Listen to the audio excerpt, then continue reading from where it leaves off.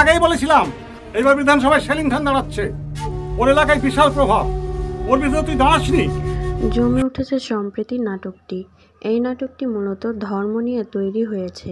প্রথমে দেখা যায় সব ধর্মের মানুষের খুব মিল, কিন্তু তাদেরই গ্রামে এক স্বার্থপর চেয়ারম্যান লোভের বশে খারাপ কাজ করে ফেলে, আর গ্রামের সবার মধ্যে দাঙ্গা বেঁধে যায়।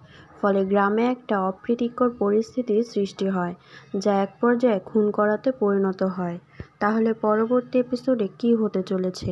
আসসালামু আলাইকুম বন্ধুরা, আপনারা সবাই কেমন আছেন? আজকে কথা বলবো আমরা এই নাটকের পরবর্তী এপিসোড নিয়ে। কবে আসবে এই নাটকের পরবর্তী এপিসোড দেখতে হলে চোখ রাখুন আমাদের চ্যানেলে, এবং আপনি যদি আমাদের চ্যানেলে নতুন হয়ে থাকেন তাহলে ভিডিওতে লাইক করে চ্যানেলটি সাবস্ক্রাইব করে দেবেন।